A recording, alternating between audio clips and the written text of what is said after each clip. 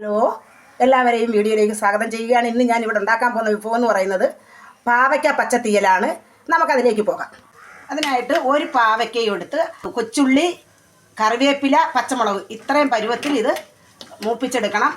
അതിനുശേഷം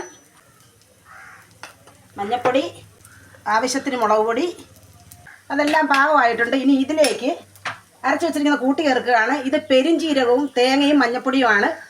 ഇത് പെരുംജീരകം ഓപ്ഷനാണ്, നിങ്ങൾക്ക് ഇഷ്ടമുണ്ടെങ്കിൽ മാത്രം ചേർത്താൽ മതി. പക്ഷേ ഞാൻ പെരുംജീരകം ചേർക്കും. അതിലോട്ട് ഒഴിച്ചു കൊടുക്കാം.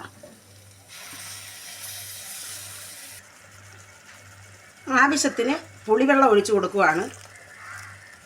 ശകല ഉപ്പ്, എനിക്ക് ആവശ്യമായ വെള്ളം, അല്പം ഉലുവാപ്പൊടി ചേർത്ത് കൊടുക്കുകയാണ്. നമുക്ക് തുറന്ന് നോക്കാം. പാകമായിട്ടുണ്ട്, നല്ല മണമൊക്കെ വരുന്നുണ്ട്. ഇനി നമ്മൾ കടുക് താളിച്ച് ഒഴിച്ചു കൊടുക്കുകയാണ്.